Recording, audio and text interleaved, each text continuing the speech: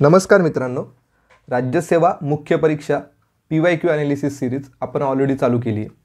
त्यातलाच आपला आता पुढचा भाग येतोय जो की 2020चा पेपर आपण बघत होतो। यामध्ये आपण इतिहास कंप्लीट केले, भूगोल कंप्लीट केले। आता आपण ॲग्रिकल्चर कृषीचा भाग बघणार आहोत। तर कृषीचे प्रश्न 121 पासून सुरू होतात तर 150 पर्यंतचे प्रश्न आहेत। आणि मागचे जर तुम्ही माझे व्हिडिओ बघितलेले नसतील इतिहासावरचे आणि भूगोलावरचे तर ते तुम्ही नक्की बघा। मग तुम्हाला याची पुढची लिंक लागेल, म्हणजे 2020चा GS1 तुमचा कंप्लीट होईल। येणाऱ्या 2023च्या मुख्य परीक्षेसाठी याचा तुम्हाला नक्की फायदा होईल।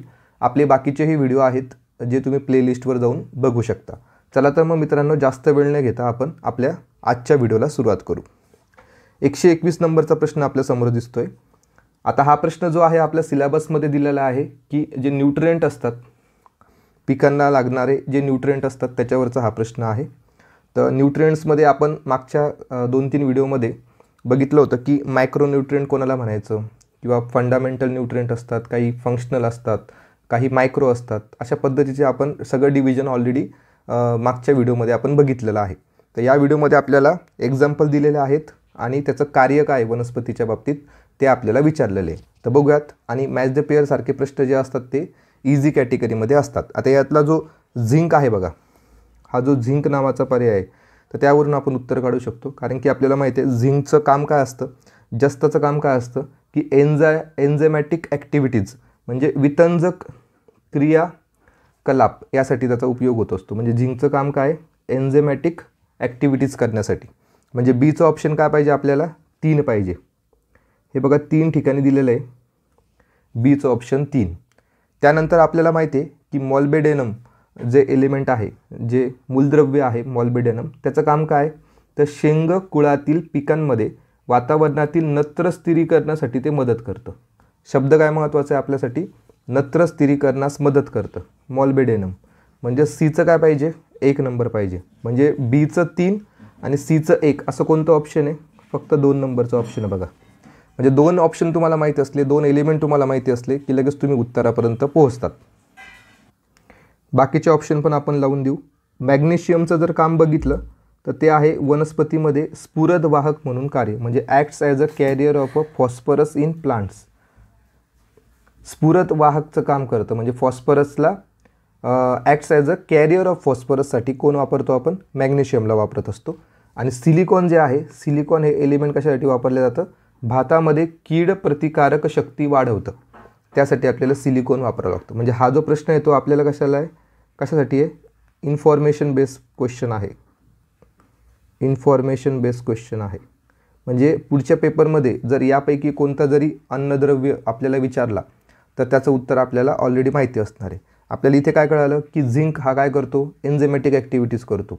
मॉल्बेडेनम काय करतो, नत्र स्थिरीकरणाचं काम करतो शेंग कुळातील पिकांमध्ये। मॅग्नेशियम काय करतो तर वनस्पतीमध्ये जे स्फुरद वाहक म्हणून तो काम करत असतो। तर या गोष्टी तुम्हाला इन्फॉर्मेशनसाठी असतात, ते तुम्ही तुमच्या नोटबुकमध्ये लिहिल्या पाहिजे, जेणेकरून मग पुढच्या एक्झामला तुम्हाला याचा फायदा होत असतो। तर याचं उत्तर असणार आहे 2 नंबर। पुढचा प्रश्न वाचू। पीक वाढीकरिता माती, हवामान, पीक व्यवस्थापन अंमल या गोष्टी विचारात घेऊन बिनचूक अशी कृषी निविष्ठा दिल्या जातात, त्यास आपण काय म्हणतो। Dash may be defined as the accurate application of agriculture inputs for crop growth considering relevant factors such as a soil, weather and crop management practices. त्याला आपण कोणती शेती म्हणतो किंवा कोणत्या प्रकारची शेती आपण त्याला म्हणतो। तर बघा ऑप्शनमध्ये तुम्हाला दिसेल, आपण इंग्लिशमध्ये वाचलं तर जास्त आपल्याला फायदेशीर ठरेल। Precision technique, precision farming system, precision farming आणि प्रिसिजन क्रॉपिंग सिस्टीम। आपल्या सिलेबसमध्ये ऑलरेडी दिलेले प्रिसिजन फार्मिंग। तर आपलं उत्तर काय असणार आहे, 3 नंबर। म्हणजे फक्त सिलेबसचा पॉईंट जरी तुम्हाला माहिती असला की प्रिसिजन फार्मिंग नावाचा प्रकार असतो तरी तुम्ही ते उत्तर देऊ शकता। कारण की प्रिसिजन टेक्नॉलॉजी वगैरे प्रकार नसतो, प्रिसिजन फार्मिंग सिस्टीम नसते। आपण काय वाचलेलं असतं सिलेबसच्या पॉईंटमध्ये, प्रिसिजन फार्मिंग। उत्तर काय असणार आपलं, प्रिसिजन फार्मिंग। ठीक आहे, चला पुढे जाऊ। पुढचा प्रश्न असा आहे, जमिनीतील पाण्याची उपलब्धता ही एक अत्यावश्यक बाब असल्याने खालीलपैकी कोणते मुद्दे तिथं संबंधित आहेत। पाण्याची उपलब्धता कशी आहे, आवश्यक आहे, तर मग त्यासाठी काय काय करावं लागेल। तर पहिला डेटा आपण बघू। पहिला डेटा जर आपण वाचला त्याच्यामध्ये काय म्हणता येते की जमिनीची धूप, तुमच्याकडं जमिनीतील पाण्याची उपलब्धता कशी आहे, समजा आपण असं समजू की कमी आहे, तर त्यासाठी आपल्याला कोणकोणते घटक विचारात घ्यावं लागेल. जमिनीची धूप किती होते, गाळ तिथे साचणे ते आपल्याला त्याचा मुद्दा लक्षात घ्यावा लागेल. जमीन आवरणाचा ऱ्हास म्हणजे लॉस ऑफ सॉईल कव्हर कसं आहे, आणि जमिनीची उत्पादकता, या सगळ्या गोष्टी आपल्याला काय करावं लागतात, लक्षात घ्यावं लागतात. जर जमिनीतील पाण्याची उपलब्धता हा जर एक घटक असेल तर, म्हणजे वरीलपैकी सर्व आपलं इथे उत्तर असायला हवं. ठीक आहे, प्रश्न तुम्हाला समजला असेल. The availability of water in soil is a critical factor असेल and which of the following points are related to it. जर जमिनीतील पाण्याची उपलब्धता हा महत्त्वाचा मुद्दा असेल तर बाकीचे कोणकोणते घटक त्याला कारणीभूत असतात, हे सगळे घटक त्याला कारणीभूत असतात. पुढचा प्रश्न जो आहे तो आपल्याला बरोबर विधानं सांगायचे आहेत. चिकन मातीमध्ये म्हणजे क्ले सॉईल आपण त्याला म्हणतो, पाणी आणि हवा हालचालींमध्ये बंधने येतात. म्हणजे त्यांचं म्हणणं असं आहे की चिकन मातीमध्ये पाणी आणि हवा ही जास्त खेळती राहत नाही, आणि ती पॅक्ट असल्यामुळे, चिकन माती ही जास्त पॅक्ट असल्यामुळे, क्लोज्ड असल्यामुळे, तिचे बारीक जे पार्टिकल्स असतात ते क्लोज असतात, त्याच्यामुळे तिथं हवा आणि पाणी हे जास्त खेळती राहत नाही. तर पहिलं विधान जे आहे ते बरोबर आहे. पुढचं विधान, चिकन मातीची पाणी धारण क्षमता ही अधिक असते. ती यस बरोबर आहे. त्याचं जे वॉटर होल्डिंग कॅपॅसिटी असते, हा शब्द महत्त्वाचा आहे आपल्यासाठी, वॉटर होल्डिंग कॅपॅसिटी, तर ही कोणाची जास्त असते, क्ले सॉईलची. मग आपल्याला एक माहिती आहे, जर असा फॅक्टर आपल्याला नेक्स्ट एक्झामला विचारला, वॉटर होल्डिंग कॅपॅसिटी, तर आपल्याला जे काही सॉईलचे प्रकार आहेत, समजा आपण समजू आता सँडी सॉईल आहे, समजा आपण त्याला वालुकामय असं म्हणतो, वालुकामय, यामध्ये कसं असणार आहे, वॉटर होल्डिंग कॅपॅसिटी हे लो असणार आहे. ठीक आहे. त्यानंतर आपलं ब्लॅक सॉईल जर आपण बघितलं, ब्लॅक सॉईल यामध्ये कसे असणार आहे, जास्त असणार आहे. त्यानंतर आपण क्ले सॉईल जर बघितली, क्ले सॉईल, तर कसं असणार, याच्यामध्ये वॉटर होल्डिंग कॅपॅसिटी जास्त असणार आहे. तर या गोष्टी तुम्हाला महत्त्वाच्या आहे. म्हणजे तुम्हाला एक कन्सेप्ट पकडायची आहे आणि त्या कन्सेप्टवरून बाकीचे सॉईल कशा पद्धतीने त्यांचा गुणधर्म आहे तो तुम्हाला चेक करायचा आहे. म्हणजे याच्यामध्ये आपलं उत्तर काय असणार आहे, 3 नंबर. दोन्ही विधानं बरोबर आहेत, कारण की चिकन मातीमध्ये पाणी आणि हवा हालचालीमध्ये बंधने येतात, आणि चिकन मातीची जी काही वॉटर होल्डिंग कॅपॅसिटी ती कशी असते, अधिक असते. पुढे, भारताच्या घटनेतील कोणत्या कलमान्वये पर्यावरणाचे रक्षण करणे हे भारतीय नागरिकाचे कर्तव्य. तर आपल्याला काय विचारलं, म्हणजे आपल्याला GS2चा प्रश्न विचारलेला आहे.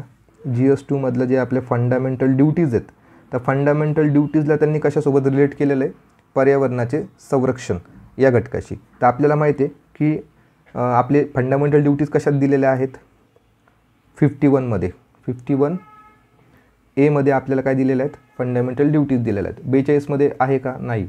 48A मध्ये नाही आहे, 52 मध्ये नाही आहे. आपलं उत्तर काय असणार आहे, 3 मध्ये असणार आहे. म्हणजे हा GS2चा प्रश्न त्यांनी ॲग्रिकल्चरमध्ये विचारलेला आहे.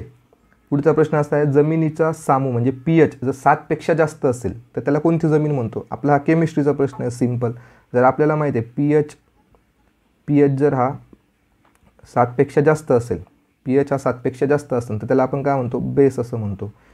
ठीक आहे, आम्लारी असं म्हणतो त्याला आपण. 7 पेक्षा जास्त असेल, तर 7 पेक्षा कमी असेल तर त्याला आपण काय म्हणतो, आम्ल म्हणतो. 7 पेक्षा कमी असेल तर. ठीक आहे. आणि इथे काय विचारले आपल्याला, 7 पेक्षा जास्त. 7 पेक्षा जास्त असेल तर ऑप्शन बघा, ॲसिडिक असणार आहे का, नाही. न्यूट्रल असणार आहे का, न्यूट्रल तर 7ला असतं, त्याच्यामुळे न्यूट्रल नसणार. यापैकी नाही असणार आहे का, नाही. मग आपलं उत्तर काय असणं, अल्कलाईन. ठीक आहे, अल्कलाईन हे 7 पेक्षा जास्त असल्यावर. केमिस्ट्रीचा प्रश्न आहे, सिंपल. पुढे जाऊयात आपण. पुढचा प्रश्न असा आहे, जे जीव मृत जीव सजीवांच्या निरुपयोगी काढून फेकलेले भाग आणि अर्धवट विघटित पदार्थ खातात त्यांना आपण काय म्हणतो. पर्यावरणाचा प्रश्न आहे की जे मृतोपजीवी असतात त्यांना आपण काय म्हणतो. केमोट्रॉप्स पहिलं ऑप्शन आहे, केमोट्रॉप्स. नंतर एक कार्निवरस आपल्याला माहिती आहे ते कोण असतात, मांसाहारी असतात. मांसाहारी कार्निवरस. तर ते असे मृतोपजीवी असतात का कार्निवरस, तर नसतात. त्याच्यामुळे हा पण ऑप्शन नाही, हा पण ऑप्शन नाही.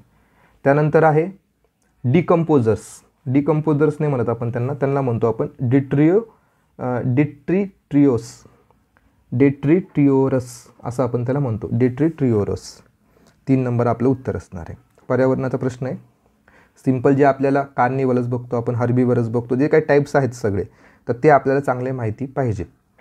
पुढे आहे आपला प्रश्न, जमिनीचा उभा छेद आणि तिच्या पृष्ठभागापासून ते परिणाम न झालेल्या मातृद्रव्यापर्यंतच्या विविध स्तर छेदास आपण काय म्हणतो? तर सरळ सरळ सिंपल उत्तर याचं, त्याला आपण सॉईल प्रोफाईल असं म्हणत असतो. सॉईल प्रोफाईल असं म्हणत असतो आपण त्याला, कारण की तो उभा छेद असतो, जमिनीचा उभा छेद. इथंच तुम्हाला हिंट भेटून जाते. ठीक आहे, 3 नंबर आपलं उत्तर असणार आहे. सॉईल फर्टिलिटी म्हणत नाही, सॉईल टेक्स्चर म्हणत नाही, सॉईल स्ट्रक्चर म्हणत नाही, हे तर मृदेचे काय आहेत? गुणधर्म आहेत. पुढचा प्रश्न, जमीन आणि पाणी या स्रोतांचा अपेक्षित उत्पादनाकरिता आळीपाळीने वापर केला जातो आणि ज्यामध्ये नैसर्गिक स्रोतांना कमीत कमी हानी पोहोचते त्यास आपण काय म्हणतो? अशा पद्धतीचा प्रश्न आहे. द ऑप्शन नीट वाचायचे तर आपल्याला उत्तर येऊन जाईल. त्याला आपण वॉटर हार्वेस्टिंग म्हणतो का? आळीपाळीने वापर करताय बघा, इथे आळीपाळीने जर वापर करत असतील त्या पाण्याचा तर त्याला जलसंधारण नाही म्हणत आपण, त्याला सॉईल कन्झर्वेशन नाही म्हणत आपण, त्याला सिक्वेन्स क्रॉपिंग नाही म्हणत आपण, त्याला आपण म्हणतो वॉटर शेड मॅनेजमेंट. जर तुम्ही आळीपाळीने वापर करताय, व्यवस्थित पद्धतीने मॅनेजमेंट करताय त्या पाण्याचं आणि जमिनीचं व्यवस्थितपणे, त्याला आपण पाणलोट क्षेत्र व्यवस्थापन असं म्हणतो. म्हणजे तिथं मॅनेजमेंट हा शब्द महत्त्वाचा आहे. पुढे, ज्या पावसामध्ये सर्वसाधारण पावसापेक्षा डॅशचे प्रमाण हे जास्त असते त्यास आपण काय म्हणतो? आम्ल पाऊस असे म्हणतो. मग कशाचं प्रमाण जास्त पाहिजे आम्ल वर्षामध्ये? तर ॲसिड कंपाऊंडचं जास्त पाहिजे ना. ॲसिड कंपाऊंड जर ज्या पाण्यामध्ये जास्त असतील तर तिथं काय पाऊस होणार आहे? ॲसिड पाऊस होणार आहे किंवा ॲसिड प्रेसिपिटेशन होणार आहे तिथे. त्याच्यामुळे सोपा होता प्रश्न, कारण की तुम्हाला फक्त ॲसिड शोधायचं होतं खालच्या ऑप्शनमध्ये आणि उत्तर द्यायचं होतं. 130चं उत्तर असणार आहे 2 नंबर. पुढचा प्रश्न जो आहे, खालीलपैकी कोणत्या मृदा सुधारकामध्ये सर्वाधिक जिप्सम समतुल्यता आहे? Which of the following soil amendment is having the highest gypsum equivalent? तर कोणत्या एलिमेंटमध्ये किंवा कोणत्या कंपाऊंडमध्ये हायेस्ट जिप्सम इक्विव्हॅलेंट आहेत, असा पद्धतीचा हा प्रश्न आहे. म्हणजे केमिस्ट्री रिलेटेड हा प्रश्न आहे. यामध्ये जर आपण बघितलं, sulphuric acid, iron sulphate, iron pyrite आणि एलिमेंटल सल्फर. ठीक आहे, तर आपल्याला जिप्समची जर इक्विव्हॅलेंट जर चेक करायचे असेल तर ते लोह सल्फेटमध्ये सर्वात जास्त असते. तर 2 नंबर आपलं उत्तर आहे. येत असेल तर तुम्ही सॉल्व करायचा पेपरमध्ये, नाही तर असे प्रश्न जे असतात ते स्किप केले तरी चालतात. पुढचा प्रश्न, वातावरणातील कमी होणारा ओझोन थर पृथ्वीवर येणाऱ्या डॅश सूर्यप्रकाश लहरीचे प्रमाण वाढवेल आणि त्याची कृषी क्षेत्र आणि प्राणी आणि मनुष्य यांच्या आरोग्यामध्ये अडचणी निर्माण करेल. आता आपल्याला एक गोष्ट माहिती आहे, समजा ही पृथ्वी आहे आणि या पृथ्वीच्या वर हे ओझोन लेअर आहे.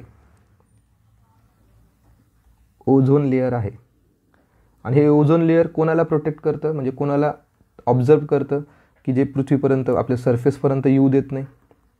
तर आपल्याला माहिती आहे UV लाईट. UV लाईट आपण त्याला म्हणतो. UV लाईटलाच काय म्हणतो आपण? अल्ट्राव्हायलेट. ठीक आहे, तर उत्तर काय असणार आपलं? 1 नंबर. अतिनील किरणांना ते ब्रेक करतं आणि ते पृथ्वीच्या सरफेसवर किंवा पृष्ठभागावर येऊ देत नाही.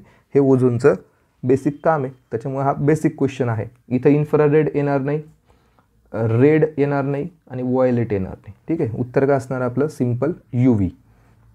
पुढे, आता पुढचा प्रश्न जो आहे आपल्याला सरळ विचारलेला आहे, what determines the drainage coefficient? हा एक टेक्निकल क्वेश्चन आहे ॲग्रिकल्चरमधला, की ड्रेनेज कोइफिशियंट काय निर्धारित करतो, म्हणजे त्याच्यातून आपल्याला कशाची माहिती भेटते. तर ऑप्शन जर बघितलं आपण ड्रेनेज कोइफिशियंटपासून, ड्रेन स्पेसिंग कळते का? ड्रेन डेप्थ कळते का? नंबर ऑफ ड्रेन्स कळतात की ड्रेन साईज कळते? तर ड्रेनेज कोइफिशियंटपासून आपल्याला काय कळत असतं? ड्रेन साईज कळत असते. म्हणजे चारीचा आकार किती आहे तो कशातून कळतो आपल्याला? ड्रेनेज गुणांकावरून. तर ही आपली इन्फॉर्मेशन आहे. पुढच्या एक्झामसाठी तुम्हाला याचा फायदा होईल. म्हणजे तुम्हाला ही कन्सेप्ट तुमच्या नोटबुकमध्ये लिहून ठेवायची आहे. Drainage coefficient.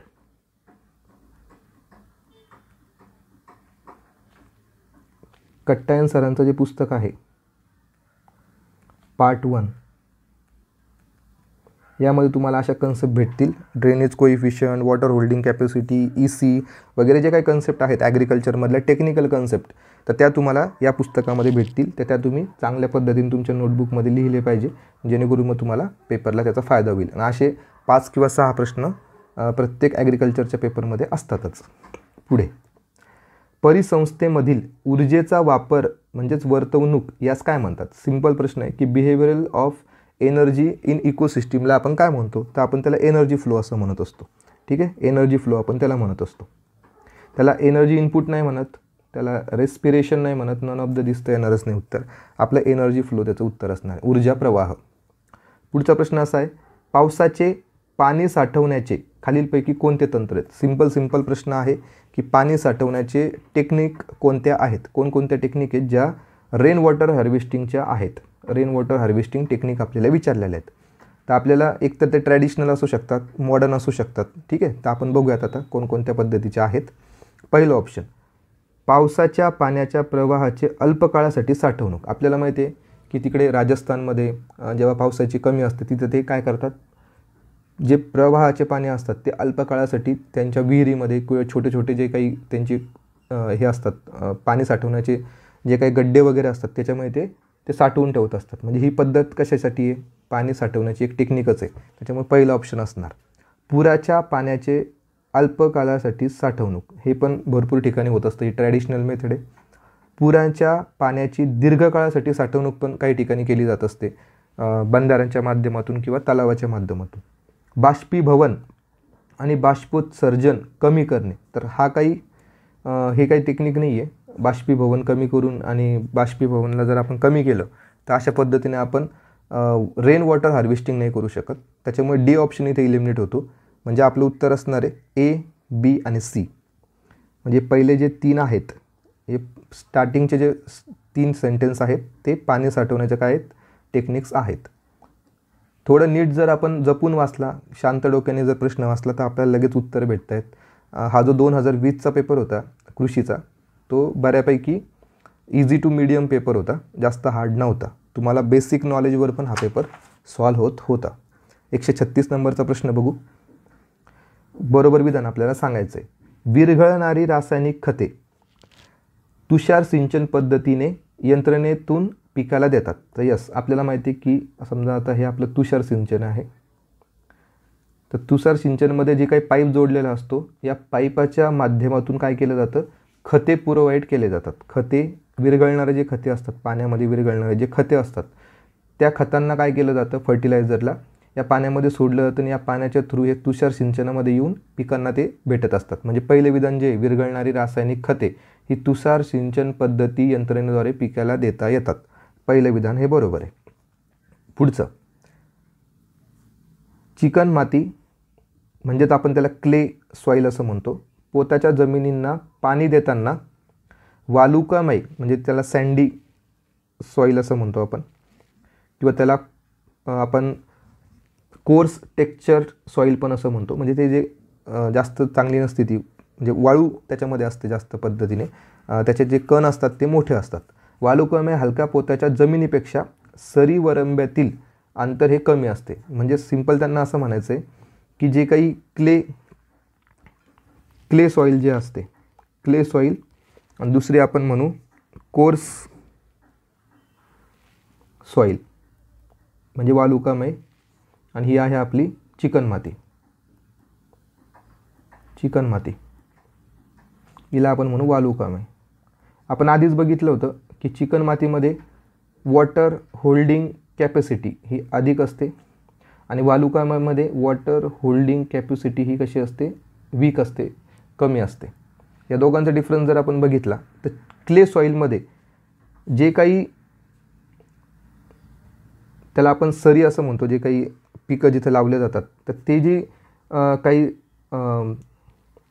सरी असतात, या सरी कशा असतात,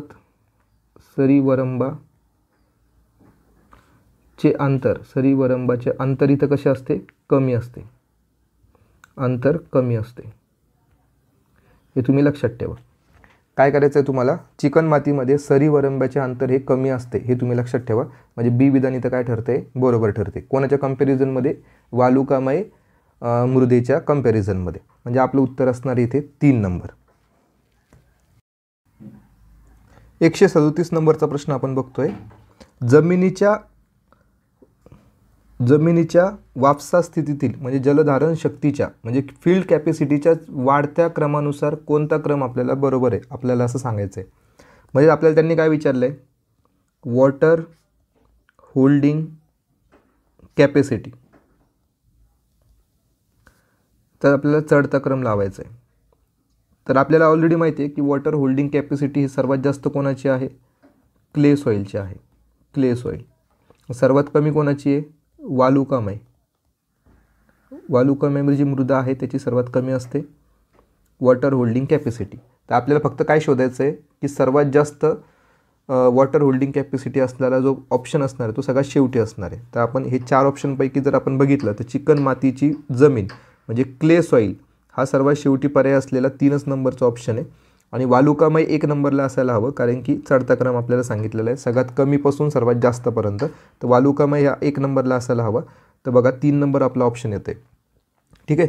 तुम्ही बघा इथे तुम्हाला दिसेल, इथे वर तुम्हाला सँडी सॉईल दिसते, इथे क्ले लोम सॉईल दिसते, इथे सँडी लोम सॉईल दिसते. त्याच्यामुळे हे ऑप्शन काय होत आहे तिथे इलिमिनेट होत आहे. म्हणजे आपलं ऑप्शन कोणतं राहते? फक्त 3 नंबरचं ऑप्शन. म्हणजे तुम्हाला जर वॉटर होल्डिंग कॅपॅसिटी माहिती असली तर लगेच तुम्ही तुमच्या उत्तरापर्यंत पोहोचतात. म्हणजे आपला क्रम कसा असणार आहे? सँडी लोम, सिल्ट लोम, क्ले लोम आणि क्ले सॉईल. ठीक आहे. अशा पद्धतीने 137 नंबरचं उत्तर असणार आहे 3 नंबर. 138 नंबरचा प्रश्न आपण बघतोय की पिकांच्या वाढीमध्ये मॅग्नेशियम या पोषक घटकाचे काय कार्य आहे? तर आपण जो स्टार्टिंगचा प्रश्न बघितला होता त्याच्यामध्ये आपण मॅग्नेशियमबद्दल बोललो होतो. तर बघा स्टार्टिंगचा जो पहिलाच प्रश्न होता आपला आजच्या व्हिडिओचा, इथे काही न्यूट्रिएंट दिलेले होते आणि त्यांचे इथे कार्य दिलेले आहेत. तर मॅग्नेशियमचं कार्य काय बघितलं होतं आपण? जो की कॅरियर ऑफ फॉस्फरस आहे. वनस्पतीमध्ये स्फुरद वाहक म्हणून तो काम करतो मॅग्नेशियम. तर आता आपल्याला या प्रश्नावर बघूयात आपण कशा पद्धतीने विचारलेलं आहे. आपल्याला आता मॅग्नेशियमचे कार्य सांगायचे आहे. तर पहिलं कार्य बघू आपण. पहिलं असं म्हणता येत ते नवीन पेशींचा विकास आणि वाढीसाठी आवश्यक आहे. तर आपल्याला एक गोष्ट माहिती आहे की नवीन पेशींचा विकास आणि वाढीसाठी कोणता मूलद्रव्य गरजेचा असतो? तर तो असतो नायट्रोजन. नायट्रोजन हा गरजेचा असतो. त्याच्यामुळे 1 नंबरचा ऑप्शन येणार नाही आहे. ए नंबरचं ऑप्शन कुठे कुठे दिसतंय आपल्याला? 1 नंबरमध्ये आणि 4 नंबरमध्ये. एला आधी इलिमिनेट करायचं. त्यानंतर हरितद्रव्याचा घटक म्हणजे कंपोनंट ऑफ क्लोरोफिल आहे का मॅग्नेशियम? तर यस आहे. हा आपल्या प्रिव्हियस PYQ मध्ये पण आपण बघितलेलं आहे की मॅग्नेशियम हा कशाचा घटक असतो? क्लोरोफिलचा एक कंपोनंट असतो. त्यानंतर रायबोझोम, इथं रायबोझोम पाहिजे होतं. रायबोझोममधील हा रचनात्मक घटक आहे म्हणजे स्ट्रक्चरल कंपोनंट इन रायबोझोम्स. तर यस हे पण विधान बरोबर आहे. आणि बऱ्याच वितंजक क्रियासाठी हा सह घटक असतो, को फॅक्टर असतो मेनी एन्झायमॅटिक रिॲक्शनसाठी. आपण मागं बघितलं होतं की झिंक हा कशासाठी असतो? एन्झायमॅटिक रिॲक्शनसाठी असतो. तर मॅग्नेशियम हा को फॅक्टर असतो एन्झायमॅटिक रिॲक्शनसाठी. म्हणजे डी नंबरचं विधान पण इथे बरोबर यायला पाहिजे. म्हणजे बी, सी आणि डी हे 3 नंबरचं ऑप्शन आपलं इथे परफेक्ट बसतं आहे. म्हणजे मॅग्नेशियमचं कार्य आपल्याला विचारलेलं आहे, फक्त ए सोडून बाकीचे सगळे विधान. त्यानंतर आपल्याला विचारला आहे प्रश्न की सिंचन पाण्यामध्ये म्हणजे इरिगेशन जे वॉटर असतं त्यामध्ये डॅशचे जास्त प्रमाण जर झाले त्यामुळे मातीचे गठ्ठा होऊन जमिनीत पाणी झिरपणे किंवा पाझरणे शक्ती आणि पाणी झिरपणे कमी होते. म्हणजे असं कोणता एलिमेंट आहे किंवा मूलद्रव्य आहे त्याच्या जास्त प्रमाणामुळे मातीचे काय होतात? गठ्ठा होतं आणि त्याच्यात जमिनीमध्ये जे पाणी पाझरण्याची शक्ती ती कमी होत असते. तर आपल्याला याचं उत्तर माहिती आहे की त्याचं सोडियम उत्तर आहे. आपण मागच्या एका व्हिडिओमध्ये एक कन्सेप्ट बघितली होती बघा, SAR म्हणून. त्यालाच आपण काय म्हणतो? सोडियम ॲब्झॉर्प्शन रेशो ही कन्सेप्ट आपण बघितली होती. जर कधी सोडियम ॲब्झॉर्प्शन रेशो जास्त असला तर तो कसा असतो? धोकादायक असतो त्या प्रमाणात. म्हणजे सोडियम इथे महत्त्वाचा रोल बजावत असतो की सोडियमचं जर प्रमाण जास्त झालं त्या सिंचन वॉटरमध्ये तर त्या मातीची जी काही झिरपण्याची जी शक्ती आहे ती कशी होत असते? कमी होत असते. त्याच्यामुळे इथे उत्तर काय असणार आपलं? सोडियम. म्हणजे तुम्हाला SAR कन्सेप्ट जरी माहिती असली तर त्यावरून तुम्ही या प्रश्नाचं उत्तर देऊ शकता. पुढचा प्रश्न आहे की पाणलोट क्षेत्रातील पावसाचे पाणी वाहण्याचे प्रमाण कोणत्या घटकांवर अवलंबून असते? तर सिंपल प्रश्न आहे की जे पाणी वाहण्याचं प्रमाण आहे ते कशावर अवलंबून असतं? तर पर्जन्यमान, यस पर्जन्यमानावर तर अवलंबून असतंच. जमिनीचा पोत, त्या जमिनीचं सॉईल टेक्स्चर कसं आहे या सॉईल टेक्स्चरवर अवलंबून असतं की ते पाणी वाहण्याचं प्रमाण किती असणार आहे. त्यानंतर प्रदेशाची स्वाभाविक रचना म्हणजे टोपोग्राफी पण गरजेची असते. तिथं माउंटेन आहे का, स्लोप किती आहे, कशा पद्धतीची जमीन आहे, खोलगट जमीन आहे का की उतार जास्त आहे, या सगळ्या गोष्टी जर लक्षात घेतल्या की टोपोग्राफीमुळे पण काय होतं आहे? पाणी वाहण्याचे प्रमाण या घटकावरती परिणाम करते. आणि जमिनीचा वापर तर तो लँड यूज कशा पद्धतीने झालेला आहे. जमिनीचा वापर हा सिमेंटचे रस्ते आहेत का तिथे, किंवा घर बांधलेलं आहे का, की ती जमीन कशा पद्धतीचं आहे, त्या जमिनीवर म्हणजे रस्ता गेलेला आहे का, अशा पद्धतीचा जे जमिनीचा वापर आहे तो कशा पद्धतीने झालेला आहे, शेतीसाठी जमीन आहे की रहिवाशांसाठी जमीन आहे, त्याच्यावर पण अवलंबून काय असतं, पाणी वाहण्याचं प्रमाण. तर या सगळ्या गोष्टी त्याच्यासाठी कारणीभूत असतात. त्याच्यामुळे पाणलोट क्षेत्रातील पावसाचे पाणी वाहण्याचे प्रमाण हे या सर्व घटकावर अवलंबून असतं. आपलं उत्तर असणार आहे वरीलपैकी सर्व. त्यानंतरचा प्रश्न आहे की जमीन पाणथळ झाली आहे असे केव्हा म्हणतात, जेव्हा, आता आपल्याला काय ओळखायचं आहे की वेटलँड एरिया, वेटलँड एरिया त्याला आपण रामसर साईटमध्ये आपण बघितलेलं बघा. रामसर साईट्स कशा असतात, वेटलँड एरियाज असतात. तर वेटलँड एरियाज कशाला म्हणायचं, पहिलं ऑप्शन जेव्हा जमिनीचा आम्ल विम्ल निर्देशांक 9पेक्षा जास्त असतो, याचा तर काही संबंधच नाही आहे वेटलँडच्या संबंधात.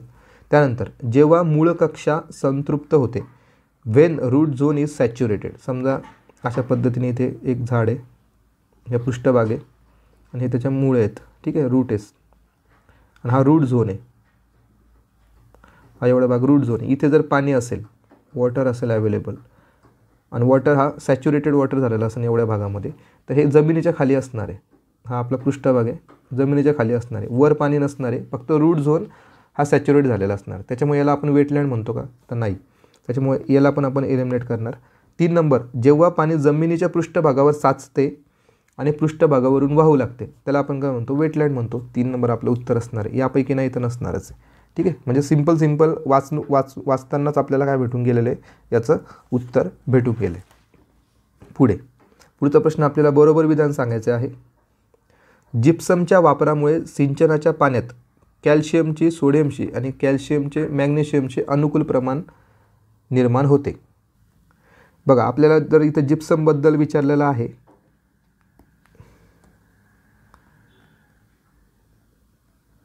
जिप्सम, तर तुम्हाला आधी काय माहिती पाहिजे, जिप्समचं केमिकल फॉर्म्युला काय, तर CaSO4 2H2O, म्हणजे आपण त्याला काय म्हणू शकतो दुसऱ्या शब्दात, कॅल्शियम सल्फेट डायहायड्रेट, ठीक आहे. बघा, केमिस्ट्रीचा भाग जास्त तुम्हाला याच्यामध्ये दिसणार आहे, ॲग्रिकल्चरमध्ये केमिस्ट्री आणि ॲग्रिकल्चरचा फार जास्त जवळचा संबंध आहे. तर जिप्समचं जर आपल्याला नाव माहिती झालं की कॅल्शियम त्याच्यामध्ये येतो, म्हणजे कॅल्शियमचे सोडियमसोबत आणि कॅल्शियमचे मॅग्नेशियमसोबत अनुकूल प्रमाणामध्ये त्याचं काय होत असतं, रिॲक्शन होत असतात. तर पहिलं विधान बरोबर आहे. त्यानंतर तुषार सिंचनाने कमी दर्जाचे प्रतीचे पाणी दिल्यास परिणामी पिकांची पाणी जळतात. तर यस, जर आपण त्या तुषार सिंचनामध्ये, तुषार सिंचन आहे, या तुषार सिंचनामध्ये जे पाणी येतं ते जर जास्त क्षारयुक्त असेल किंवा ते कमी प्रतीचं पाणी असेल, तर त्यामुळे काय होऊ शकतं, पिकांची पाने जळू शकतात. तर यस, हे पण विधान काय इथे बरोबर ठरतं आहे. म्हणजे विधान काय, ए आणि बी इथे बरोबर आहे. पुढे, पृथ्वीच्या पृष्ठभागावर येणाऱ्या बहुतांश सूर्यप्रकाश शोषणाची वातावरणाची क्षमता आणि सूर्यप्रकाशाचे कमी परावर्तनिकीकरण यास आपण काय म्हणतो. समजा अशा प्रकारचं एक डोम आहे, इथून सूर्यप्रकाश येत आहेत, सन रेज येत आहेत, ते इथं ऑब्झर्व होत आहे, म्हणजे ॲब्झॉर्प्शन होतं आहे, त्याचं शोषण होतं आहे, पण त्याचं परावर्तन होत नाही आहे, म्हणजे कमी परावर्तन होतं आहे आणि सूर्यप्रकाश शोषण जास्त होते. तर या इफेक्टला आपण काय म्हणत असतो, ग्रीन हाऊस इफेक्ट, ठीक आहे. आपल्याला भरपूर वेळा रिपीट झालेला प्रश्न हा, प्रीमध्ये पण हा प्रश्न येत असतो. तर ग्रीन हाऊस इफेक्टला आपण असं म्हणत असतो. 1 नंबर आपलं उत्तर असणार आहे. पुढे, आपल्याला बरोबर नाही म्हणजे चुकीचं विधान आपल्याला इथे विचारलेलं आहे. तर बघूयात विधान कोणकोणते. क्षेत्रातील जमिनीचा वापर लोकांच्या जीवनमानावर अवलंबून असतो का, तर यस असतो. तिथले लोकांचं जीवनमान कशा पद्धतीचं आहे, ते म्हणजे तिथे जास्त कारखाने आहेत का, किंवा तिथले लोकांचा व्यवसाय शेती आहे का, किंवा दुसरा काही उद्योगधंदे ते करतायत का, त्याच्यावर त्यांचा जमिनीचा वापर ठरलेला असतो. पुढे, जलस्रोताचे संवर्धन करण्यासाठी जमिनीच्या पृष्ठभागावरील उपलब्ध पाण्याची जपणूक करणे गरजेचे असते. जर आपल्याला वॉटर कन्झर्वेशन जर करायचं असेल तर पृष्ठभागावरील पाण्याची काय करावं लागणार आहे, आपल्याला जपणूक करावं लागणार आहे, जपून वापरावं लागणार आहे. तर यस, हे विधान पॉझिटिव्ह आहे. पुढे, शेतामध्ये सौर ऊर्जेचा वापर पीक उत्पादन वाढीसाठी कार्यक्षमतेने केला आहे. तर यस, हे पण विधान बरोबर आहे. म्हणजे बरोबर काय नाही याच्यामध्ये 4, बरोबर एकही नाही. म्हणजे इथे जर बघितलं आपण सगळे विधान इथे काय ठरत आहेत, बरोबर ठरत आहेत. चला पुढे जाऊयात. पुढचा प्रश्न जो आहे, हवामान बदलावरील संयुक्त राष्ट्राच्या अधिवेशनामधील पॅरिस करार केव्हा अंमलात आला. तर आपल्याला काय विचारलं आहे, इम्प्लिमेंटेशन त्याचं कधी झालेलं आहे ते आपल्याला विचारत आहे. तर आपल्याला एक माहिती आहे की जो पॅरिस करार आहे तो कधी घडला होता, 2015मध्ये आला होता. तर त्यावेळेस ती COP21 भरलेली होती. त्यावेळेस भारताने ISAचा पुढाकार घेतला होता. इंटरनॅशनल सोलार अलायन्स, गुरुग्राममध्ये त्याचं हेडक्वार्टर आहे. तर याची अंमलबजावणी जर बघितली 2015च्या या पॅरिस कराराची, ती झाली होती 2016ला. म्हणजे आपलं उत्तर असणार आहे 2 नंबर, 4 नोव्हेंबर 2016. पुढे, मानव आणि प्राणी यांच्या विविध क्रिया, त्यानंतर जमिनीचे चुकीचे व्यवस्थापन, जंगलतोड, अतिचराई यामुळे निसर्ग समतोल बिघडून जी धूप होते त्या धुपेला काय म्हणतात. तर बघा, वॉटर इरोजन म्हणतात का त्याला, नाही. जिओग्राफिकल इरोजन म्हणतात का, नाही. विंड इरोजन म्हणतात का, नाही. त्याला आपण काय म्हणतो, ॲसेलरेटेड इरोजन. आपल्याला माहिती आहे की जंगलतोड आणि अतिचराई आणि मानव आणि प्राण्यांचा जर हस्तक्षेप असेल तर ती जी होणारी धूप असते ती कशी असते, अतिवेगाने असते. अतिवेगाने ती धूप होत असते. आणि अतिवेगाने जर कोणती गोष्ट होत असेल त्याला आपण काय म्हणतो, ॲसेलरेटेड इरोजन, प्रवेग धूप असं त्याला आपण म्हणतो. 3 नंबर आपल्या इथे उत्तर असणार आहे. 147 नंबरचा प्रश्न आपण बघतोय, जागतिक तापमान वाढीमध्ये ते घटक प्रत्यक्षरित्या कारणीभूत नाहीत. कोणते घटक प्रत्यक्षरित्या कारणीभूत नाहीत असं ते म्हणत आहेत ग्लोबल वॉर्मिंगमध्ये. तर आपल्याला माहिती आहे ग्लोबल वॉर्मिंगमध्ये कोणकोणते घटक येतात. कार्बन डायऑक्साईडचे अधिकतम प्रमाण, CO2 त्याच्यामध्ये येतं. CO2 जर प्रमाण वाढलेलं असेल तर काय होणार आहे, ग्लोबल वॉर्मिंग होणार आहे. त्यानंतर 2 नंबर त्याच्यामध्ये काय आहे, हरितगृह वायूचे उत्सर्जन. तर यस, ग्रीन हाऊस गॅसेस त्याचं प्रमाण जर जास्त झालेलं असेल तर ग्लोबल वॉर्मिंग होणार आहे. यस, 2 आणि 1 आणि 2 तर त्याच्यामध्ये यायला हवं. त्यानंतर डिपोजिशन ऑफ ॲसिड, याचं काहीच काम नाही याच्यामध्ये, डिपोजिशन ऑफ ॲसिडचं. त्याच्यामुळे 3 नंबर आपल्या इथं उत्तर असणार आहे. कोणते घटक कारणीभूत नाहीत प्रत्यक्षरित्या कशामध्ये, ग्लोबल वॉर्मिंगमध्ये. ग्लोबल वॉर्मिंगला आपल्याला पॉईंट आहे आपला, आणि ते ग्लोबल वॉर्मिंगसाठी कोणता घटक कारणीभूत नाही आहे, डिपोजिशन ऑफ ॲसिड. बाकी CO2 कारणीभूत आहे, ग्रीन हाऊस गॅसेस कारणीभूत आहे. 4 नंबरचा आपला ऑप्शन नसणार आहे. 148 नंबरचा प्रश्न बघू. मृदाशास्त्रातील एक शाखा जी विशेष करून मृदा आणि तिचे मूळ आणि वर्गीकरण आणि वर्णन यांचा अभ्यास करते, तर त्याला काय म्हणतात. तर हा प्रश्न भरपूर वेळा रिपीट झालेला आहे आणि हा खूप वेळा विचारलेला आहे की जे काही मृदेचा अभ्यास करणारं जे शास्त्र आहे त्याला काय म्हणतात. एंडेफॉलॉजी नाही म्हणत, इकोलॉजी नाही म्हणत, त्याला आपण म्हणतो पेडोलॉजी. पेडोलॉजीवर भरपूर वेळा प्रश्न आलेला आहे आणि तुम्हाला इथं नावातच दिसतं आहे की माती प्रकार अभ्यास, याच्यावरून पण तुम्ही गेस लावू शकतात. आणि भूगर्भशास्त्र म्हणजे जिओलॉजीचा अभ्यास जर बघितला तो असतो खडकांचा अभ्यास, रॉकचा अभ्यास तो असतो, किंवा आपण त्याला म्हणू दगडांचा अभ्यास असणार. विविध प्रकारचे जे दगड असतात स्तरित किंवा अग्निजन्य खडक, त्या खडकांचा अभ्यास म्हणजे जिओलॉजी असते. त्याच्यामुळे हा पण इथे येणार नाही. म्हणजे आपलं उत्तर काय असणार आहे, पेडोलॉजी. त्यानंतर 149 नंबरचा प्रश्न, मृदा आणि पाणी संवर्धनाचे यांत्रिक उपाय आपल्याला सांगायचे आहेत. म्हणजेच आपल्याला मेकॅनिकल मेजर्स विचारलेले आहेत सॉईल अँड वॉटर कन्झर्वेशनचे. तर हा पण प्रश्न भरपूर वेळा विचारतात. मागच्या वेळेस आपल्याला ॲग्रोनॉमिक विचारलं होतं, ॲग्रोनॉमिक मेजर्स विचारलेले होते. आणि दुसरा प्रकार असतो आपला मेकॅनिकल मेजर्स. कशासाठीचे आहेत हे मेजर्स, सॉईल अँड वॉटर कन्झर्वेशनसाठीचे. आपल्याला माहिती आहे आपल्या सिलेबसमध्ये 3 भाग आहेत, कृषी परिसंस्था, मृदा आणि वॉटर मॅनेजमेंट. तर वॉटर आणि सॉईल मॅनेजमेंटसाठी 2 मेथड वापरतात, ॲग्रोनॉमिक आणि मेकॅनिकल. तर मेकॅनिकलचे घटक कोणकोणते ते बघूयात. ग्रेडेड बंड्स, त्याला ढाळीचे बांध असं म्हणतो, हे त्याच्यामध्ये येतं. त्यानंतर बेंच ट्रेसिंग, मजगीकरण हे त्याच्यामध्ये येतं. काउंटर बंडिंग त्याच्यामध्ये येतं, D नंबर पण त्याच्यामध्ये येतं. फक्त जे काय आहे काउंटर कल्टिवेशन, एक काउंटर कल्टिवेशन लागवड जर हा शब्द आलेला आहे इथे, लागवड हा ॲग्रोनॉमिकमध्ये येतो, त्याच्यामुळे Bला आपण तिथे घेणार नाही आहेत. म्हणजे आपलं उत्तर असणार आहे A, C आणि D. 3 नंबर आपले इथे उत्तर असणार आहे. ठीक आहे, म्हणजे तुम्हाला इथं माहिती काय पाहिजे, यांत्रिक उपाय कोणकोणते आहेत मृदा आणि पाणी संवर्धनाचे. पुढे शेवटचा प्रश्न आहे आजचा, डॅश आर्थिक फायदेशीर पीक उत्पादनावर दिलेल्या पाण्याचा अनुकूल परिणाम काढण्यासाठी अभ्यासली जाते. Dash is determined to evaluate the benefit of applied water through economic crop production.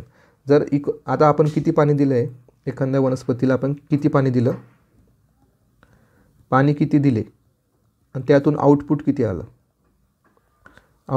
आलं हे चेक करण्यासाठी आपण त्याला काय म्हणत असतो, इफिशियन्सी म्हणत असतो. आणि हे इफिशियन्सी त्याला काय म्हणतो आपण, वॉटर यूज इफिशियन्सी, याच्यावरती अवलंबून असतं. त्याच्यामुळे याचं उत्तर काय असणार आहे, 3 नंबर. म्हणजे पाण्याच्या वापराची कार्यक्षमता यावर आपलं पीक उत्पादन अवलंबून असतं की तुम्ही पाण्याचा कशा प्रकारे अनुकूल वापर केलेला आहे. 3 नंबर याचं उत्तर असणार आहे. वॉटर ॲप्लिकेशन इफिशियन्सी नसणार, वॉटर स्टोरेज इफिशियन्सी नसणार आणि वॉटर डिस्ट्रीब्युशन इफिशियन्सी नसणार. वॉटर यूज इफिशियन्सी याच्यामध्ये असणार आहे. तर बघा मित्रांनो, आपण आजचे जे काही प्रश्न घेतलेले आहेत 121 पासून आपण सुरुवात केली होती, तर 150 पर्यंतचे प्रश्न आपण बघितले. जवळपास हे 30 प्रश्न आपल्याला ॲग्रिकल्चरवर विचारले जातात.